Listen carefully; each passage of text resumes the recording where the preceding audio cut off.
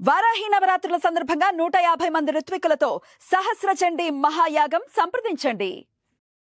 నమస్తే, welcome to Suman TV. నేను పద్మిని. ప్రస్తుతం మనతో పాటు ప్రముఖ ఆధ్యాత్మికవేత్త, వాస్తు జ్యోతిష పండితులు కేఎస్ఆర్ గారు మనతో పాటు ఉన్నారు. మాట్లాడదాం. నమస్తే సార్. నమస్తే అమ్మా. సార్, జ్యేష్ఠ శుక్లపక్ష పంచమి చాలా అద్భుతంగా శుక్రవారంతో కలిసి వస్తోంది. పైగా ఆశ్లేష నక్షత్ర యుక్తంగా వస్తోంది. దీనికి ఏమైనా వైశిష్ట్యం ఉంటుందా? అలాగే నాగులకి పంచమి తిథి చాలా మంచిది, చాలా ఇష్టం అని వింటూ ఉంటాం కదా సార్. పంచమి కానీ షష్ఠి కానీ కొన్ని ప్రాంతాల్లో అయితే పంచమి చేస్తారు, చవితి కూడా ఆఫ్ కోర్స్ నాగుల చవితి కూడా చేస్తూ ఉంటారు. ఇట్లా అంటే 3 తిథులు ఇంచుమించుగా చేస్తూ ఉంటారు. సో మరి ఈ శుక్రవారం పంచమి ప్లస్ ఆశ్లేష నక్షత్రం ఏంటి, దీనికి స్పెషల్ ఏమైనా ఉందా? ఎట్లా వినియోగించుకోవచ్చు ఈ రోజుని? అంటే మీరు కొంతవరకు చెప్పారు. ముఖ్యంగా ఏంటంటే నాగుల ఆరాధనకి ఇది చాలా విశిష్టమైందిగా అని చెప్పి, సో ఖచ్చితంగా నాగారాధన కోసమే దీన్ని ఎక్కువగా వినియోగించుకుంటే మంచిది. అసలు నాగారాధన ఎందుకు చేయాలి అంటే కనుక మనం ఏమంటాం, రోజులు బాగుండకపోతే కాలనాగే కాటేస్తుంది అంటాం. Correct sir. అంటే కాలాన్ని ఎవరైతే సరిగ్గా వినియోగించుకుంటారో వాళ్ళకి జీవితంలో ఎలాంటి కాట్లు లేకుండా బాగా వెళ్ళటం అనేది ఉంటుంది.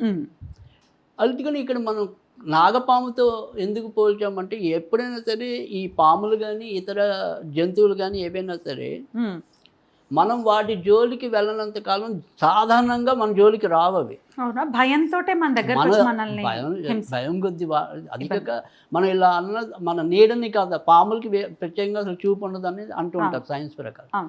సో ఆ నీడ బట్టి అది అమ్మ వీడు ఏదైనా మన మీదకి లంఘిస్తాడేమో అనే భయం. ఇప్పుడు కుక్కైనా మనం నిదానంగా వెళ్ళిపోతే ఏం చేయదు, ఒకసారి వాసన చూస్తుంది వెళ్ళిపోతుంది. మనం ఇలా అన్నాం అనుకోండి, అది కూడా దాని ప్రొటెక్షన్ కోసం అరుస్తుంది. సో అంటే కాలాన్ని ఎవరైతే సద్వినియోగం చేసుకుంటారో, అంటే కాలాన్ని చూసి మనం బెదరకుండా దాన్ని బెదిరించకుండా మనం చేసుకుంటే, అంటే మన యొక్క ఏమంది భగవద్గీతలో ఎవరి కర్మ వాళ్ళు చేసుకుంటూ వెళ్ళటం. సో అప్పుడు ఏ పాము మనని మింగేది. కానీ ఇప్పుడు మనం ఏంటంటే అనేక రకాల కోరికలన్నీ కూడా మనకి పొట్టలాగా ఉన్నాయి కాబట్టి మనలో పాములు ఉండిపోతాయి. అవి ఏ రోజు కాటేస్తాయో తెలియదు. సో అందుకని ఖచ్చితంగా మనం నాగారాధన అన్నది, అంటే మీరు ఒక ఇంట్లో, అంటే మీ ఇల్లు సొంతం కాకపోయినా అక్కడ ఏదైతే శంకుస్థాపన చేస్తామో వాస్తు పురుషుడిని మనం పూజ చేయటం అనేది ఉంటుంది కదా. మరి వాస్తు పురుషుడు ఏ ఆకారంలో ఉంటాడు? సర్పాకారంలోనే ఉంటాడు ఆయన. అవునా? అంతేగా ఆయన తల ఎలా ఉండి ఇలా అది సేమ్ సర్పం షేపులోనే ఉంటుంది. మోకాళ్ళు రెండు ఇట్లా ఒకదేమో ఇలా ఉండి అలా పొట్టలాగా వచ్చినట్టు వస్తుంది. సో అది అందుకని మనం ఎప్పుడు కూడా నాగులకి ఇంపార్టెంట్ ఇవ్వటం అనేది జరిగింది. ఏ రకంగా అయినా సరే, అంటే ప్రత్యక్షంగా కావచ్చు పరోక్షంగా కావచ్చు, నాగులకి ఇచ్చినంత ఆరాధన హిందూయిజంలో ఇంకా వేటికి కనపడదు. ఎందుకంటే వినాయకుడికి ఉంది, తర్వాత ఉదరానికి కట్టుకొని ఉంటాడు కదా, అదే శివుడికి ఉంటుంది. విష్ణు అయితే అసలు దాని మీద పడుకుంటాడు. అంటే వాళ్ళు కూడా నాగతత్వాన్ని ప్రబోధించడం అనేది జరిగింది. ఎందుకంటే నాగం అంటే ఇప్పుడు మనకి ఎవరైనా సరే బాగా అత్యధికంగా ధన సంపన్నులు ఉన్నారనుకోండి, వాళ్ళని ఏమంటాం, కోట్లకు పడగెత్తాడు అంటాం.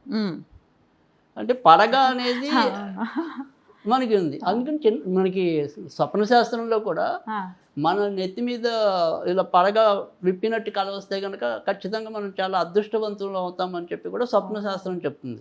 మామూలుగా మన తల మీద మామూలుగా పడగ విప్పిన పాము అలా డాన్స్ చేస్తున్నట్టు కూడా కనపడుతుంది సార్. అలా వచ్చినా కూడా అదృష్టం అన్నారు. కాకపోతే శకున శాస్త్రంలో మాత్రం పాము పడగ అలా జరుని వెళ్ళిపోతూ వచ్చింది అనుకోండి మన ముందు నుంచి, ఆ పని అవ్వదు అనేది మనకి శకున శాస్త్రంలో కనపడుతుంది. డైరెక్ట్గా మనం చూస్తే డైరెక్ట్గా మనం ఏదో పని మీద వెళ్తున్నాం, ఇంపార్టెంట్ పని మీద, మనకి అలా వెళ్ళిపోతాం. ఇప్పుడు వాళ్ళు పట్టణాలు మనకి కనపడవు కానీ పల్లెటూరులో కొద్దిగా కనపడుతూనే ఉంటాయి. సో అలా కానీ మనం చేస్తున్న పనికి అది ఎదురొస్తే మనకి ఆ పని అవ్వద్దు అనేది మాత్రం శకున శాస్త్రంలో ఉంది. అదే స్వప్న శాస్త్రంలో అయితే మాత్రం ఇలా పడగ విప్పినట్టు కళ్ళు వస్తే కనుక చాలా అదృష్టవంతులు అవుతాం అనేది ఒకటి. తర్వాత ఒకవేళ కాటేస్తే కాటేసినప్పుడు ఖచ్చితంగా చిన్న బ్లడ్ అనేది కనపడాలి. అంటే ఒక రక్తం చుక్క కనపడితే చాలా మంచిది, మళ్ళీ రక్తం చుక్క కనపడకపోతే యావరేజ్. కానీ అది కాటేసాక మనకి ఒంటి మీద ఎక్కడ కాటేసిందో అక్కడ చిన్న రక్తాన్ని కూడా మనం కళ్ళల్లో చూసామనుకోండి, చాలా మంచిది. సో అది అందుకని స్వప్న శాస్త్రంలో కొద్దిగా మంచి పాయింట్లు ఎక్కువ ఇచ్చారు, ఎక్కువ శాతం. దాన్ని హింసిస్తున్నట్టు కూడా కల వస్తుంది సార్. అంటే ఇక్కడ ఒకటి ఏంటంటే ఏదైతే మనకి సర్పశాపాలు ఉంటాయో ఇలా కాటేస్తున్నట్టు కానీ ఇలా పడగవిప్పినట్టు కానీ రావు. ఎక్కడొక్కడ చీటికి మాటికి మనకి ఎక్కడొక్కడ పాములు కనపడుతూ ఉండటం, ఆ పాములకు మనం ఏదో పూజ చేస్తున్నట్టు ఉండటం, అలాంటివి ఎవరికైతే ఈ సర్పదోషాలు ఎక్కువ ఉంటాయో వాళ్ళకి తరచు కనపడుతూ ఉంటాయి. అంటే నాకు ఆ రెమెడీ చేసుకో అన్నట్టు చెప్పటం, అది సూచనప్రాయంగా వస్తూ ఉంటాయి. ఇప్పుడు అంతెందుకు, ఇప్పుడు మేము సాధన చేసే వాళ్ళం ఉంటాం కదా, ఇప్పుడు ప్రతి ఏడాది నేను సపోజ్ హనుమద్ వ్రతం అనేది ఖచ్చితంగా చేస్తాం కదా. ఈ హనుమద్ వ్రతానికి ముందు ఒక 10-15 రోజుల ముందే మనకి కోతులో ఏవోటి కళ్ళలోకి వస్తూ ఉంటాయి ఆయన సింబాలిజంగా. ఏంటి రెడీ అవుతున్నావా లేదా, సో అలా మనకి గుర్తు చేస్తూ ఉంటాయి, నువ్వు తప్పు చేస్తున్నావు, నీ పరిహారం తొందరగా పాటించాను. సో అందుకని మనకి ఖచ్చితంగా కొంతమందికి అందుకే కళల్లో కూడా పరిష్కారం లభించడం అనేది ఉంటుంది, దాన్ని కరెక్ట్గా మనం ఫాలో అవ్వగలిగితే. సో అందుకని ఇక్కడ ఇవాళ మనం ఏంటైనా సరే ఎవరైనా సరే ఎక్కడైనా సరే సర్ప పూజ చేయించుకోవాలి అనుకుంటే కనుక ఇప్పుడు మీరు చెప్పిన ఈ 19వ తారీఖు అనేది చాలా శ్రేష్టమైనది. సాధారణంగా ఆరుద్ర నక్షత్రంలో ఆశ్లేష నక్షత్రంలో పుట్టినట్టయితే కనుక అవి సర్ప నక్షత్రాలుగానే చెప్పారు. అంటే వాళ్ళ జాతకాల్లో ప్రత్యక్షంగా ఈ సర్పదోషం ఉన్నా లేకపోయినా కూడా సర్పదోషంతో పుట్టినట్టే. ఓకే, అప్పుడు ఖచ్చితంగా ఇట్లాంటి రోజులు వినియోగించుకోవాలి, పూజ చేసుకుంటే మంచిది. ఎట్లా అండి సార్, గుడికి వెళ్ళి పాలు పోయటం, గుడికి వెళ్ళి పాలు పోసుకోవటం కానీ, ఇప్పుడు మనం ఏదైనా సరే చిన్న రెమెడీ అలాగే చెప్తాం అనుకోండి, సో అలాంటిది ఏదైనా సరే చేసుకున్నట్టయితే కనుక చాలా మంచిది ఈరోజు. అదే కాకుండా ఇప్పుడు మన జాతకాలకు వచ్చిన వాళ్ళు కూడా చాలా మందికి ఇప్పుడు మనం ఏదైనా సర్పదోషం ఉందంటే లేదా రాహుకేతు పూజ చేయించుకోవాలనుకుంటూ ఉంటారు. ఆ రాహుకేతు పూజ అనే దానికి ఇవాళ మనం పెట్టుకుంటే చాలా మంచిది, చాలా తొందరగా. అంటే ఇవన్నీ ఎందుకు చెప్తున్నామంటే ఉత్తి రోజుల్లో మనం చేసుకునే దానికి మరింత శీఘ్రంగా ఫలించడానికి. స్పెషల్ డే కదా, స్పెషల్ డే కదా, అలాంటి కాంబినేషన్ మనం చెప్తున్నాం. అంతే తప్ప ఉత్తి రోజుల్లో కూడా మీరు ఎప్పుడైనా సరే సోమవారం కానీ శనివారం కానీ శుక్రవారం కానీ ఎప్పుడైనా సరే సర్పశాంతి చేయించుకోవాలి అనుకుంటే అనుకూలమైన రోజులు. లేదు చవితి వచ్చిన రోజు మంచిదే, పంచమి వచ్చిన రోజు కూడా మంచిదే, కానీ వాటన్నిటికంటే మంచిది ఇలాంటి కాంబినేషన్.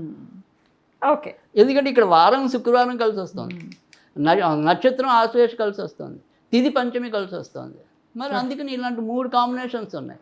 సో అందుకని ఖచ్చితంగా మనం ఇది మంచిది అని చెప్తున్నాం. మరి ఏం చేయమంటారు? సో ఖచ్చితంగా అంటే నేనైతే కనుక ఎప్పుడైనా సరే సుబ్రహ్మణ్యుడి కన్నా కూడా మానసాదేవికే ఎక్కువ ప్రాధాన్యత ఇవ్వటం అనేది మొదటి నుంచి నేను ఎక్కువ మందికి చెప్తున్నది. సో అలా కాకపోతే డైరెక్ట్గా రాహుకేతువే, నవగ్రహాల దగ్గరికి వెళ్ళిపోయి రాహుకేతు ఇంట్లో కూడా చేసుకో, అది ఎక్కడైనా వాళ్ళ ఇష్టం. ఇప్పుడు మనం చెప్పేది అలాగే ఇంట్లోనే తేలిగ్గా చెప్పుకునేది ఒక చిన్నది చెప్తాను అనుకోండి. సో బయట చేసినా కూడా రాహుకేతు పూజ లేదు మానసాదేవి గుడి అనేది అరుదుగా ఉంటాయి. సో అలా ఎక్కడైనా మానసాదేవి ఉంటే మానసాదేవి, లేదు మనసులోనే మానసాదేవిని స్తుతించుకోవటం అనేది. అది ఎలాగో దేవి భాగవతంలో చాలా తేలికైన మంత్రం ఉంటుంది మానసాదేవి. అదే మన ఓం హ్రాం హ్రీం శ్రీం మానసాదేవ్యే నమః, ఓం హ్రాం హ్రీం శ్రీం మానసాదేవ్యే నమః. ఇది మానసాదేవి. మనకి మానసాదేవి పుట్టడం అవసరం లేదు, శివపార్వతులు ఉన్నా కూడా కూర్చుని ఇదే మంత్రాన్ని జపించుకోవచ్చు. సో అది ఆ రకంగా చేసుకోవటం అనేది. అయితే నేను ఇచ్చే మంత్రం ఏంటంటే ఇంకా కొద్దిగా తేలికైన మంత్రం ఉంటుంది. ఓం సర్పాయ మహాసర్పాయ దివ్య సర్పాయ నమః.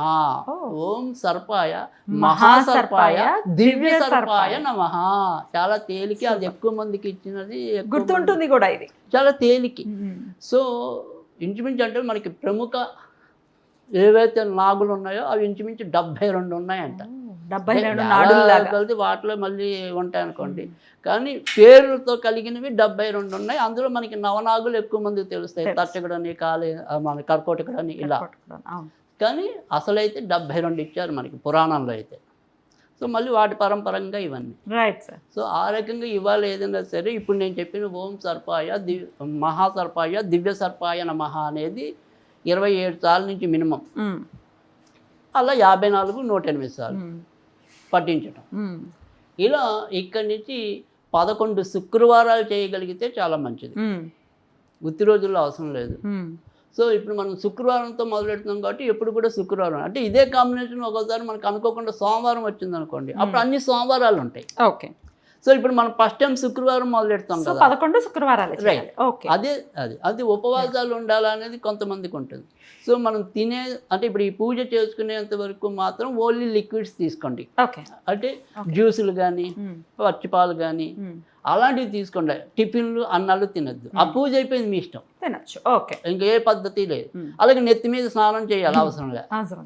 సో మామూలు స్నానం చేస్తే చాలు. రైట్. సో ఈ రకంగా చేసి చూడండి, ఖచ్చితంగా నాగశాంతికి ఇది చాలా అద్భుతంగా ఉపయోగపడుతుంది. బ్యూటిఫుల్ సార్, చాలా చక్కటి విషయాన్ని తెలియజేశారు. ఏం చేయాలో తెలియట్లేదు, లేకపోతే ఈ సర్పదోషాలు అని అంటే చెప్పి ఇప్పుడు మనకి జాతకాల్లో అత్యధిక భాగం సర్పదోషం ఉన్న ఉంటాయి వాళ్ళు కూడా కదా, వస్తుంటారు. కామన్ కాంబినేషన్స్ అవి అది ఉంటూనే ఉంటాయి. అది కామనే కాబట్టి వివాహ స్థానంలో భయపడాలి. ఉంటాయి, సంతాన స్థానంలో ఉంటాయి, ఇక్కడ ఒక రావుకేతులు ఉండకుండా ఎందుకు ఉంటారు? జనరల్గా ఉంటాయి. అంటే అందులో దాని ఇంపాక్ట్ ఎక్కువ ఉన్న ఎక్కువ ఉన్న వాళ్ళు ఉంటారు. రైట్. సో అందుకని ఇప్పుడు వింటూ ఉంటాం ఏమంటే ఆశ్లేష బలి చేయమంటున్నారు, అదేమో వేలల్లో ఉన్నది, రైట్. మా వల్ల కాదండి అనుకునే వాళ్ళకి పైగా భగవంతుడే అది ఇస్తున్న అవకాశం.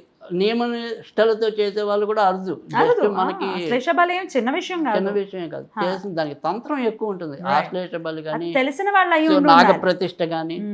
నాగప్రతిష్ఠ అంటే ఊరికే నాగుల్ని ప్రతిష్ఠించడం అనుకుంటున్నారు, కాదు కదా. కాదు, దానికి బోలంత తత్వంగా ఉంటుంది ముందు. హోమం సో చెయ్యాలి. అవన్నీ ఆ తత్వంగా తెలిసిన వాళ్ళు తక్కువ. ఎగ్జాక్ట్లీ. సో కాకపోతే నాకు తెలుసు పోజు కొట్టి మీ దగ్గర డబ్బులు గుంజుకుంటున్నాను.